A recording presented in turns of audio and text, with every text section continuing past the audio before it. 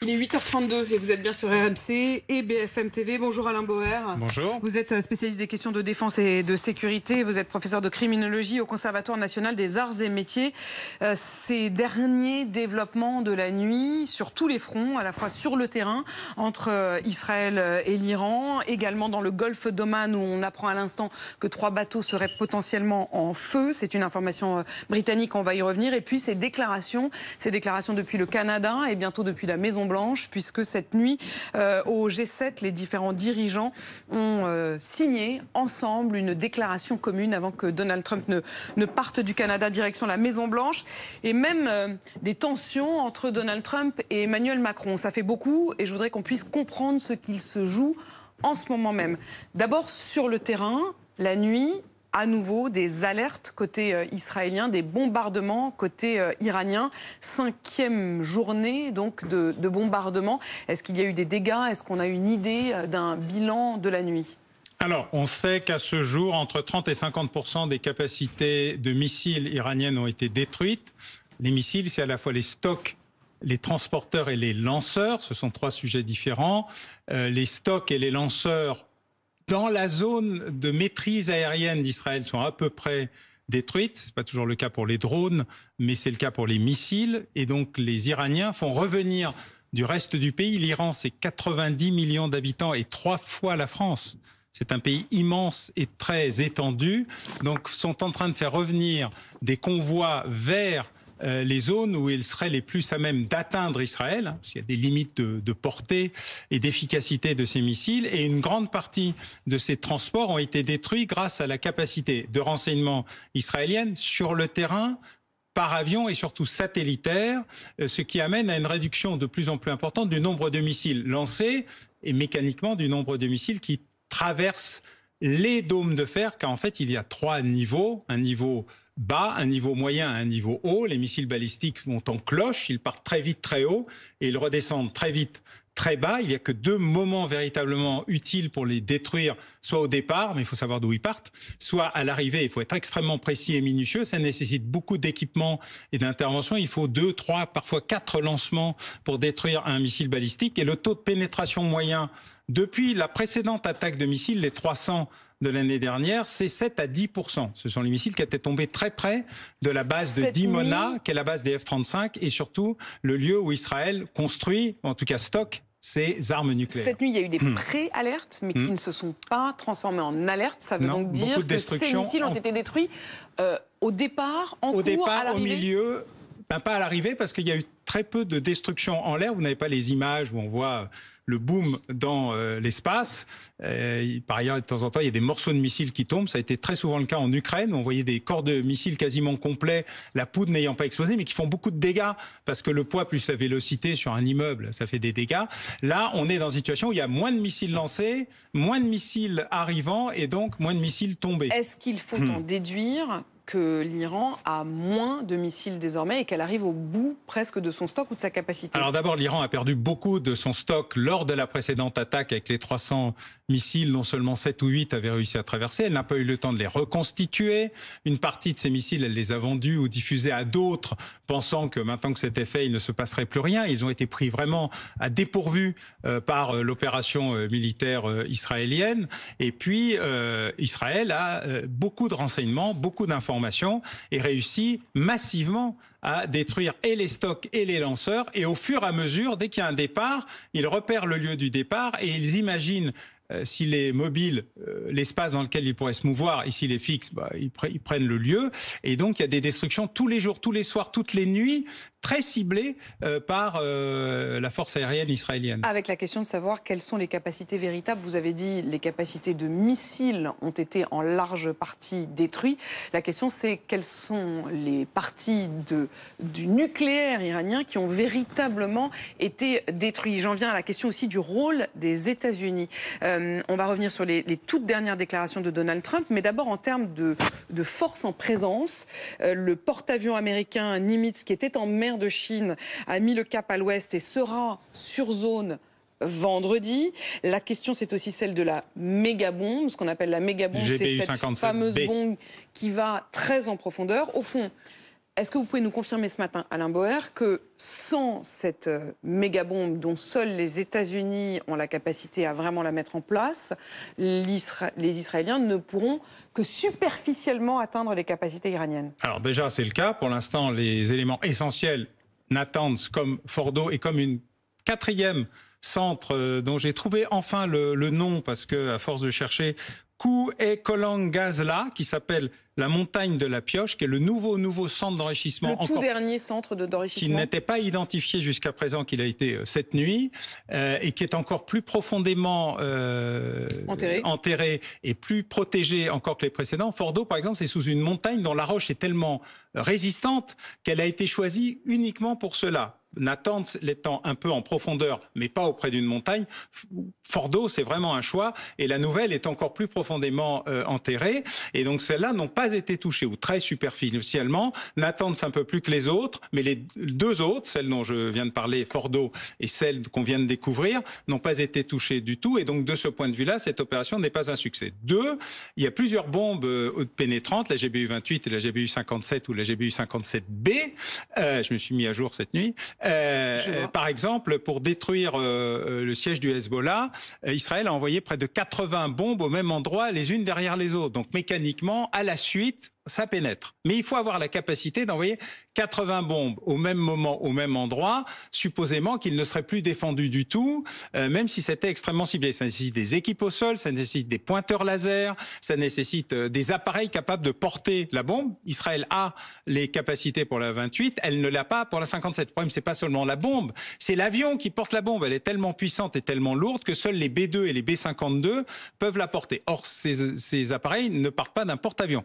Il faut qu'ils partent d'une base, donc il y a un choix stratégique américain. Ils sont les seuls à avoir la bombe, mais surtout, ils sont les seuls à avoir l'élément porteur de la bombe. Les Israéliens ont pensé moderniser leur C-130 ou même acheter un C-17 pour pouvoir lancer ça, mais ça n'existe pas encore. Donc on a besoin non seulement de la bombe américaine, mais des avions américains. Donc il faut un engagement américain, ce qui n'est pas le choix du président Trump, qui l'a dit et répété. Donc la question n'est pas seulement de livrer la bombe ou pas. Les États-Unis ont livré 300 Hellfire il y a 72 heures à Israël. C'est là que je vous arrête un instant. Jusqu'à présent, en effet, Donald Trump laissait entendre qu'il ne s'engagerait pas. Est-ce que, dans les tout derniers instants, et dans ce qui s'est joué aussi cette nuit, Donald Trump pourrait être tenté, au fond, d'utiliser ce moment pour véritablement mettre fin à toute tentation nucléaire iranienne? J'en voudrais essayer de comprendre avec vous les mots de Donald Trump cette nuit.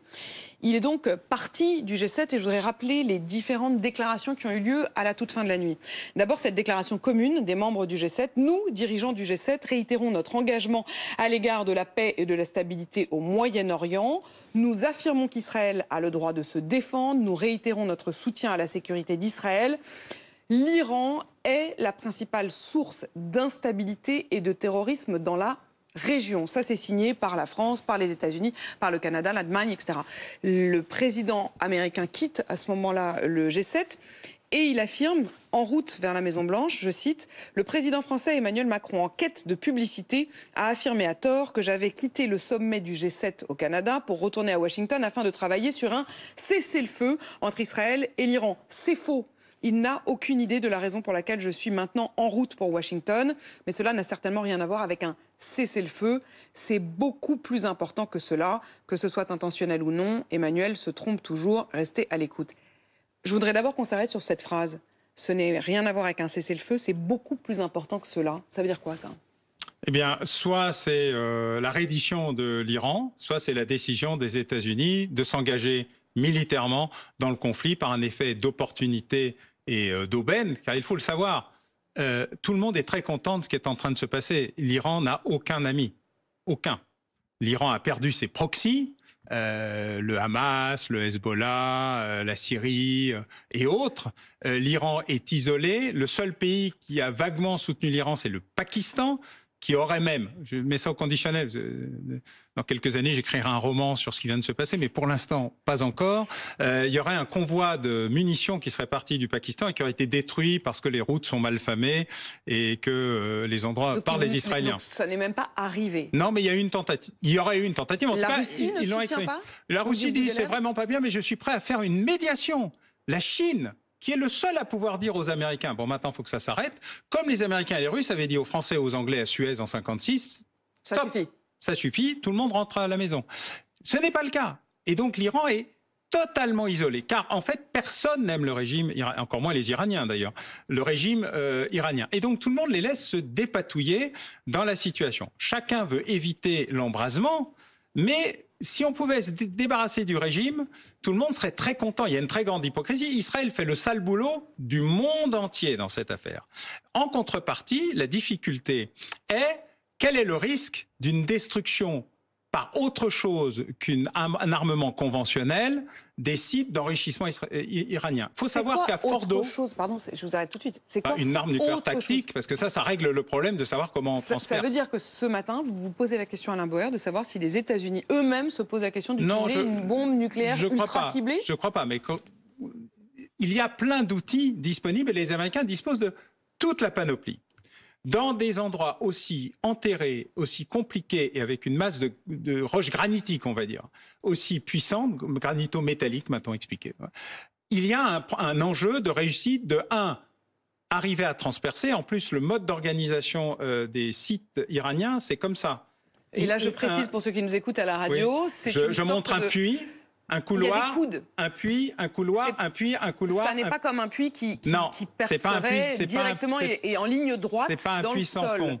Le patron de l'AIEA explique que c'est un mouvement en spirale, mais il se trouve que les autres parties secrètes, notamment de Fordo, en fait, même si vous réussissez à détruire le puits, vous n'arrivez pas systématiquement à... Vous pouvez l'enterrer, mais vous ne pouvez pas détruire ce qu'il y a en dessous, ce qui permet de dire qu'une excavatrice pourrait y arriver. Alain Boer, et puis le deuxième problème, un mot simplement, Fordo, c'est pas 60%. Les dernières analyses qui ont été réalisées, c'est 83,7% de taux d'enrichissement, c'est-à-dire à 6,3% du niveau de 90% de construction d'armes nucléaires. Contrairement à ce que tout le monde raconte, l'AIEA dispose des preuves que le niveau d'enrichissement est encore plus élevé que ce qui est indiqué par les uns et les autres. Je précise que l'AIEA avait alerté le 9 juin dernier, donc il y a pile une semaine, en effet, sur le fait que l'Iran était tout proche d'obtenir la bombe. C'est aussi là-dessus que se joue d'ailleurs la question de l'éventuelle légitimité, je pose vraiment la question, ou non, de ces frappes préventives israéliennes. Est-ce que si l'AIEA affirme qu'en effet l'Iran s'apprêtait à avoir la bombe, ça légitimise l'intervention israélienne ou en aucun cas? Ça n'a aucune espèce d'importance. Dès 1979, l'ayatollah Khomeini explique qu'il faut détruire Israël. Le président Ahmadinejad, en fonction, explique qu'il faut détruire, non pas le sionisme, mais l'entité sioniste. L'Iran a déclaré la guerre à Israël depuis 45 ans. Il n'y a aucun débat, il n'y a aucune discussion. On peut discuter de savoir si arraisonner un bateau dans les eaux internationales, c'est légal ou illégal. C'est illégal. Voilà, Israël l'a fait, mais c'est un autre sujet. Là, vous parlez de la flottille. Oui, la flottille. Bon, voilà, faut dire les choses. Donc ça, il n'y a aucun problème dans une tentative et une intervention militaire armée d'Israël contre un pays qui a décrété publiquement, officiellement et même dans sa charte fondatrice de l'ayatollah Khomeini, la nécessité de la destruction de l'État d'Israël. Donc, quand les membres du G7 disent cette nuit, je cite leurs mots, nous affirmons qu'Israël a le droit de se défendre, le mot droit n'est pas du tout choisi au hasard, c'est parce qu'ils sont dans le droit de se défendre. Je veux dire, si demain Monaco explique qu'il faut détruire la France et qu'elle prendra tous les moyens pour éliminer tous les Français, et que le gouvernement français, comme le général de Gaulle le fit une fois pour des raisons fiscales, décide le blocus de Monaco ou envahir Monaco, la France serait dans son droit. Alain Boer, vous l'avez dit, lorsque Donald Trump dit « c'est beaucoup plus important que cela », il y a en effet deux options. Il y a l'option de s'impliquer dans ce conflit. Il y a aussi l'option d'une reddition. Est-ce que ce scénario-là est sur la table? Alors le vrai problème, c'est que tout le monde aimerait bien que ça marche comme ça. Et d'ailleurs, Benjamin Netanyahou est passé de détruire les dispositifs d'uranium à détruire le régime. Mais il n'y a pas de remplaçant. Et chaque fois qu'on a essayé de faire ça sans un remplaçant légitime, ça a amené à la situation en Libye, ça a amené à la situation en Irak, ça a amené au chaos généralisé à pire. Le seul endroit où ça a marché, c'est la Syrie. Pourquoi? Parce qu'il y avait un remplaçant légitime. En tout cas possible, acceptable. Et d'ailleurs accepté par à peu près tout le monde, les États-Unis, les premiers, sous l'égide d'une autre puissance, la Turquie ou d'autres. Et donc la création du chaos par l'élimination d'Ali Khamenei sans options de remplacement. Et je ne parle pas du président effectif de la République islamique d'Iran, qui est un peu un président de 4e République qui regarde passer les missiles, si j'ose m'exprimer ainsi aujourd'hui. Ça nécessite quand même qu'il y ait une opposition structurée et capable de tenir le pays pour éviter qu'il sombre. Pourquoi ces insultes quasiment à l'endroit d'Emmanuel Macron de la part de Donald Trump quand il dit Emmanuel se trompe toujours, c'est humiliant? Je ne rentrerai pas dans l'état de leurs relations qui sont extrêmement compliquées. Un coup je t'aime, un coup je t'aime pas. Mais c'est vrai qu'en matière diplomatique, moins parler est parfois meilleur et surtout expliquer à la place du président Trump le pourquoi de ce qu'il fait ou ce qu'il ne fait pas, c'est toujours très agaçant. Que ça soit vrai ou pas d'ailleurs, parce que malgré tout, il n'est pas impossible qu'effectivement il y ait une arrière-pensée du président Trump, mais je ne suis pas sûr qu'il l'ait partagé avec le président Macron. Quelles conséquences pour le reste du monde? Nombreuses sur le front de la diplomatie, nombreuses sur le front de la stratégie et également sur le front de l'économie. La tentation de pouvoir fermer éventuellement le détroit d'Ormuz par l'Iran est, semble-t-il, sur la table. Ça entraînerait évidemment une crise économique mondiale puisque c'est une voie par laquelle transite 20% du pétrole mondial. Vous évoquiez également à l'instant la question, on l'a vu, de 3 bateaux qui seraient en feu au large de Fujairah. Qu'est-ce que c'est et de quoi ça peut être le signe? Cette nuit, un observateur britannique des routes maritimes dit il y a un incident à Fujairah, donc tout le monde va regarder quel est l'état de l'incident à Fujairah. Il semblerait qu'il y ait 3 bateaux en feu. Alors ça peut être un accident, il y a plein d'options, mais en tout cas ça tombe mal. Disons qu'il faut toujours se méfier des coïncidences. En la matière, je ne crois pas que l'état de la marine iranienne lui permette de bloquer quoi que ce soit. Le renforcement puissant des capacités navales américaines dans le golfe d'Ormuz et dans le golfe d'Oman, puisque c'est là où ça se passe, sont suffisantes pour détruire toute velléité de bloquer le détroit. Par contre, le fait que des opérations de sabotage et de destruction de navires, comme les Houthis l'ont fait pendant un temps, il y a aussi des pirates, enfin il y a toute une série de malfaisants de toute nature dans le golfe, pourrait perturber le détroit, mais je ne crois pas qu'il pourrait le fermer. La course aux armements se poursuit, évidemment, plus que jamais. Il y a aussi le salon du Bourget qui a ouvert hier, et dans ce contexte-là, 5 stands israéliens ont été fermés par les autorités françaises, estimant qu'ils présentent du matériel offensif et qu'ils n'auraient le droit que de présenter du matériel défensif. Qu'en est-il? Bon, j'ai cherché un qualificatif utilisable dans une émission ayant un grand public. On va dire ridicule, et si le ridicule tuait, il ne resterait pas beaucoup de gouvernants français. Ridicule pour le gouvernement français? C'est quoi? C'est de l'hypocrisie? Comme le dit très bien la Libération, le salon du Bourget ne présente pas des stands de porcelaine. Il y a des armes partout. Donc il y a des armes israéliennes.